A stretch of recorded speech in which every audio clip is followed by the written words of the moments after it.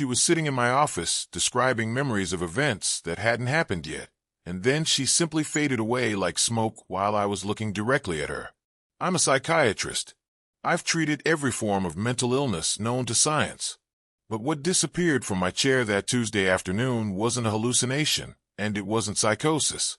It was something that existed between reality and impossibility, and 15 years later, I still receive phone calls from her asking when our next appointment will be. But first, let me tell you about the patient who taught me that some minds exist in places where medicine has never been. My name is Dr. Elena Vasquez, and I've been practicing psychiatry at Bellevue Hospital in New York for 23 years. I've worked with schizophrenics who hear voices that predict the future. I've treated patients with dissociative identity disorder whose alternate personalities possess knowledge the primary personality never learned. I've counseled individuals who claim to remember lives they never lived in places they've never been.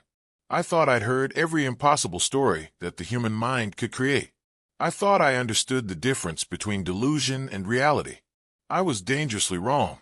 This case began on October 15, 2008, when a woman walked into my office without an appointment. No referral from another doctor. No insurance information. No identification. Just a perfectly dressed professional woman in her early 30s who sat down in my patient chair and said, "Dr. Vasquez, I need to tell you about my death before it happens so you'll understand why I have to disappear." My receptionist, Linda Morrison, who'd been working at Bellevue for 18 years, swore she never saw anyone enter the building that morning.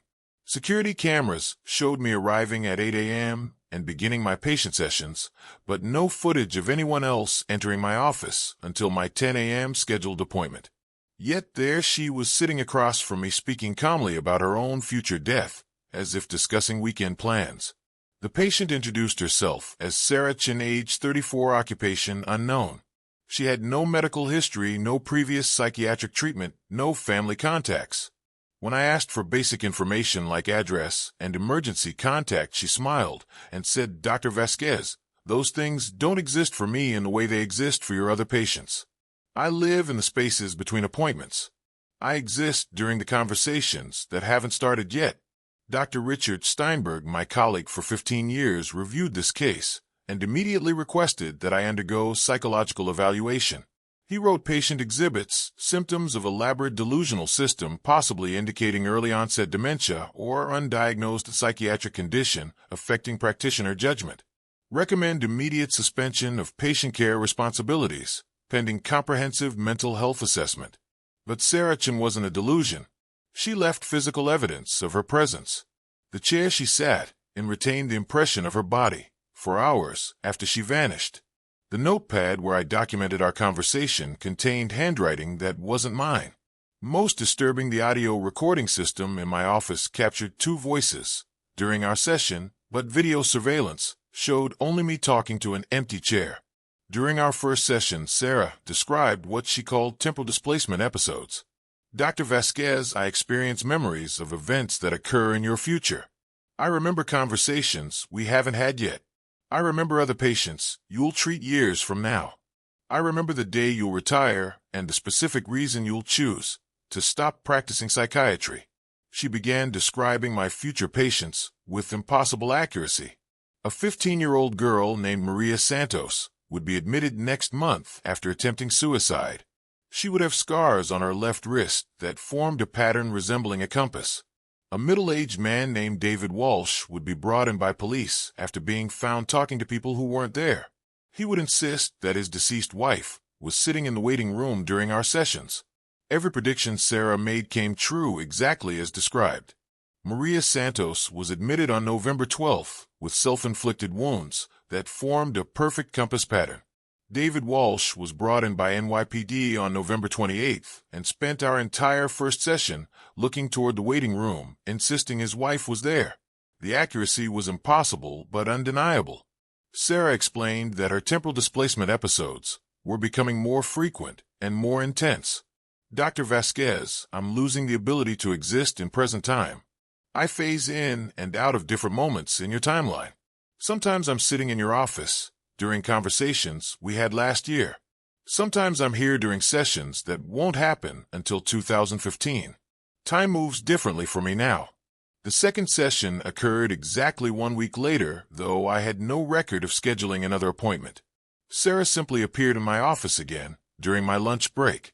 This time she brought physical evidence of her temporal displacement. A newspaper dated March 15th, 2012 with a headline about my promotion to department chief. A photograph of me receiving an award that I wouldn't earn until 2014. A handwritten note in my own handwriting describing a patient I'd never met. Dr. Vasquez, she said, I need to show you something that will help you understand what's happening to me. She opened her purse and removed what appeared to be my own patient files. But these files documented sessions I'd never conducted with patients I'd never treated. Every page was in my handwriting, but described conversations I had no memory of having. The files contained detailed notes about patients who exhibited the same temporal displacement symptoms Sarah experienced. Jennifer Martinez, age 28, who remembered her own funeral. Robert Kim, age 41, who drew maps of cities that wouldn't be built for decades. Lisa Thompson, age 19, who spoke fluent languages she'd never studied, describing historical events that hadn't occurred yet. According to these impossible files, I had been treating temporal displacement patients for years. The documentation showed a clear pattern. Patients would begin experiencing memories from future timelines. They would gradually lose the ability to remain anchored in present time. Eventually, they would phase completely out of current reality and exist only in alternate temporal states. Dr. Vasquez, Sarah said softly, you don't remember these patients because treating temporal displacement cases requires the doctor to exist partially outside normal time. Every session with us changes your own temporal stability. You're beginning to experience the same displacement episodes we have. You just don't realize it yet because your mind is protecting itself by erasing memories that don't fit normal timeline progression. The third session happened before the second session, even though I experienced them in chronological order. Sarah appeared in my office on October 8th, 1 week before our first meeting. She looked exactly the same, but spoke about our previous conversations as if they had already occurred. Dr. Vasquez, I'm here to prepare you for what will happen next week when we first meet. I need you to understand that some psychiatric conditions exist outside the normal boundaries of space and time. During this impossible first session, Sarah provided me with information that would prove her temporal displacement abilities. She gave me lottery numbers that would win the following week. She described weather patterns that meteorologists wouldn't predict for another month. She told me specific details about news events that wouldn't be reported for several days. Everything she predicted was completely accurate. The lottery numbers won exactly as she specified. Weather patterns matched her descriptions perfectly. News events occurred precisely as she had foretold. But according to my appointment calendar and my memory, this conversation happened before she ever entered my office for the first time. Sarah explained that temporal displacement patients experience what she called probability bleeding. Dr. Vasquez, we see multiple potential futures simultaneously. We remember events that might happen or could happen or will happen depending on choices that haven't been made yet. Most psychiatrists interpret this as elaborate delusional thinking, but we're actually perceiving time the way it really exists, multidimensional and fluid. The fourth session occurred during the first session. While Sarah sat in my chair, describing her temporal displacement symptoms, another version of Sarah materialized in the corner of my office. This second Sarah was translucent, barely visible, but clearly present. She stood there watching our conversation and occasionally nodding as if approving of what the first Sarah was telling me. Dr. Vasquez, the first Sarah, said, what you're seeing is temporal echo. When someone exists in multiple time streams simultaneously, they cast shadows across different temporal coordinates. That other version of me is experiencing this same conversation from a different point in my personal timeline. She remembers things about this session that I won't remember until later. The translucent second Sarah walked over to my desk and began writing on a notepad that I couldn't see. But after both versions of Sarah had vanished, I found handwritten notes in my own handwriting describing the conversation I had just had. The notes were more detailed and accurate than anything I could have written during the session. It was as if someone else had been taking notes using my hand and my memories. Over the next month, I had 17 sessions with Sarah Chen, though my appointment calendar showed only 3 scheduled meetings. She appeared during lunch breaks after office hours, and once during a session with a different patient who seemed completely unaware that Sarah was sitting in the room with us.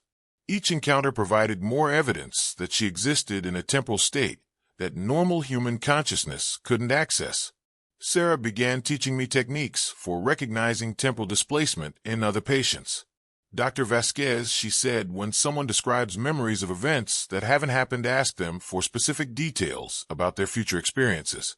Temporal displacement patients can provide precise information about things that normal delusion and fantasy cannot produce. They remember future conversations with accuracy that exceeds normal human predictive capability. She taught me to look for physical evidence of temporal instability. Patients who exist in multiple time streams often leave inconsistent traces of their presence. Appointments that appear on some calendars, but not others. Security footage that shows them entering buildings at different times than they remember arriving.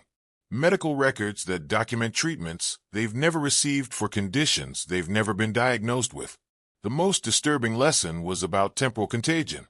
Dr. Vasquez's prolonged exposure to temporal displacement patients can cause doctors and therapists to develop similar symptoms. You start remembering conversations that haven't happened yet. You begin having dreams about patients you've never met. Eventually, you lose the ability to distinguish between past, present, and future experiences. I realized I was experiencing temporal contagion symptoms. I had memories of treating patients whose names didn't appear in my files. I could describe conversations that had apparently never taken place. I found notes in my handwriting documenting sessions that weren't recorded in my appointment calendar. Most troubling, I was beginning to remember my own death, which according to my memories would occur during a session with a patient I hadn't met yet. During what would be our final session, Sarah appeared in my office looking different. She was less solid, more translucent, as if she was already beginning to fade from current timeline. Dr. Vasquez, she said, my temporal displacement is becoming complete. I won't be able to maintain physical presence in your time stream much longer. But I need to warn you about what happens next. She explained that temporal displacement patients eventually phase completely out of normal reality. They exist only in the spaces between moments in alternate probability streams, where different versions of history unfold simultaneously. But they don't simply disappear. They continue to exist in temporal states that allow them to observe and sometimes influence events across multiple timelines. Dr. Vasquez, once I phase out of your timeline, I'll be able to see all the possible futures that branch from this moment. I'll know which patients will recover and which will not. I'll see which treatments work and which fail. I'll observe the consequences of every therapeutic decision you make. And sometimes when the timeline needs to be adjusted, I'll be able to communicate across temporal boundaries. Sarah stood up from the chair where she had been sitting and began to fade like smoke dissipating in air. As she became increasingly translucent, she continued talking, but her voice seemed to come from different points in space and time. Dr. Vasquez, remember that some psychiatric conditions are actually enhanced perception of reality rather than departure from it. Some patients who seem delusional are actually seeing things that exist outside normal temporal boundaries. The last thing she said before vanishing completely was, Dr. Vasquez, the patient you'll treat tomorrow will also experience temporal displacement. Her name is Maria Santos, and she'll draw pictures of events that won't happen for 15 years. Don't treat her symptoms as delusion. Help her understand that she's seeing actual future possibilities. The drawings she creates will prevent tragedies that would otherwise occur. Sarah Chun faded away completely, leaving only the impression in the chair and the scent of flowers that hadn't bloomed yet. But she didn't disappear permanently. Over the next 15 years, I received phone calls from her every few months. The conversations were brief and always involved information about patients who would need specific types of help. She would describe symptoms that hadn't manifested yet and recommend treatments that wouldn't be developed until years later. The phone calls came from numbers that didn't exist. When I tried to call back, the numbers were disconnected or belonged to people who had never heard of Sarah Chun. But the information she provided was always accurate. Patients would develop exactly the conditions she described. Treatments she recommended would prove successful even when they contradicted standard psychiatric protocols. Maria Santos did arrive the next day exactly as Sarah had predicted. She was a 15-year-old girl who drew incredibly detailed pictures of future events with impossible accuracy. Buildings that wouldn't be constructed for decades. People she'd never met in situations that wouldn't occur for years. Her drawings prevented a school shooting that would have happened in 2018 and helped solve a missing person case that wouldn't be reported until 2020. I began documenting temporal displacement cases systematically. Over 15 years, I treated 43 patients who exhibited similar symptoms. All of them eventually phased out of normal timeline, but continued to exist in alternate temporal states. All of them maintained the ability to communicate across time boundaries. All of them provided information that proved helpful for preventing tragedies or solving problems that normal psychiatric treatment couldn't address. But treating temporal displacement patients came with a cost that Sarah had warned me about. I began experiencing displacement episodes myself. I had memories of conversations with patients I would meet years in the future. I could describe treatments I would develop long before the research existed to support them. Most disturbing, I remembered multiple versions of my own death, each occurring during different timeline possibilities. Last week I received a phone call from Sarah Chun. Her voice sounded the same as it had 15 years earlier, but she spoke about our sessions as if they had happened yesterday. Dr. Vasquez, she said, it's time for me to tell you something I couldn't explain during our original sessions. Temporal displacement isn't a psychiatric condition. It's an evolutionary adaptation. Humans are developing the ability to exist in multiple time streams simultaneously. She explained that temporal displacement patients are essentially scouts exploring alternate timeline possibilities and reporting back information that helps guide collective human development. They sacrifice their ability to exist in normal reality in exchange for the capacity to prevent disasters and optimize outcomes across multiple probability streams. Dr. Vasquez, your temporal displacement symptoms are becoming stronger. Soon you'll begin phasing out of current timeline like I did. But unlike me, you'll retain enough stability to continue treating patients who exist in temporal boundary states. You'll become a bridge between normal reality and alternate time streams. You'll help guide other temporal displacement patients through their transformation process. Tomorrow I have an appointment with a new patient. According to the file, her name is Elena Vasquez, and she's a psychiatrist who experiences memories of treating patients she's never met. She describes conversations that haven't happened yet and has detailed knowledge of psychiatric techniques that won't be developed for years. Her case presents symptoms of temporal displacement disorder. The appointment is with myself. I'm going to become my own patient. The temporal displacement episodes I've been experiencing are becoming complete. I'm beginning to phase out of normal timeline while simultaneously existing as both doctor and patient in alternate probability streams. Sarah Chun is guiding me through a transformation that will allow me to help other temporal displacement patients navigate their own evolution. But here's what Sarah didn't tell me during our original sessions. Temporal displacement is contagious through information exposure. Anyone who learns detailed information about temporal displacement cases begins developing similar symptoms. Anyone who understands the true nature of time and consciousness starts experiencing timeline instability. If you've made it this far through this story, you've been exposed to information that will begin affecting your own temporal stability. You'll start having dreams about events that haven't happened yet. You'll begin remembering conversations with people you haven't met. You'll experience moments where you exist simultaneously in past, present, and future timeline states. The temporal displacement epidemic is spreading through information networks. Every person who learns about temporal displacement cases becomes a potential temporal displacement patient. Every story shared, every case study discussed, every conversation about timeline instability creates new vectors for temporal contagion. Welcome to temporal displacement disorder. The symptoms will manifest gradually but inevitably. First, you'll have unusually vivid dreams about future events. Then you'll start experiencing déjà vu episodes that involve detailed memories of situations you've never encountered. Eventually, you'll begin receiving information about future possibilities through dreams, conversations, and spontaneous knowledge downloads. Don't try to resist the symptoms. Temporal displacement is human evolution in progress. Accept the ability to perceive multiple timeline possibilities. Use your expanded temporal awareness to help prevent tragedies and optimize outcomes for other people.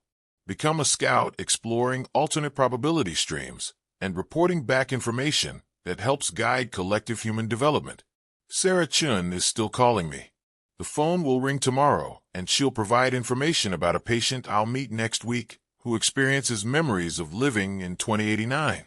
She'll describe technologies that won't exist for decades and social changes that won't occur for generations. She'll help me understand that the future isn't fixed and that temporal displacement patients are actively working to create better possible outcomes.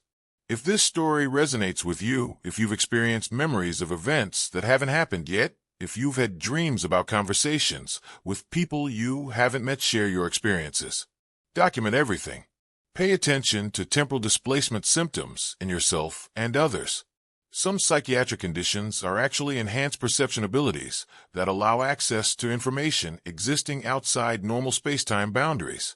Remember that temporal displacement patients sacrifice their ability to exist in normal reality in order to serve as scouts and guides for collective human evolution.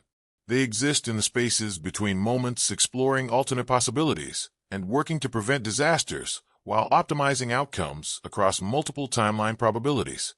They are not mentally ill. They are evolutionarily advanced. The phone is ringing. Sarah Chun is calling with information about tomorrow's patient who remembers living through World War V and describes weapons that won't be invented until 2156. The temporal displacement epidemic continues spreading through information exposure, and every person who understands these cases becomes part of human consciousness evolution toward multidimensional temporal existence. Welcome to the future. It's already happened.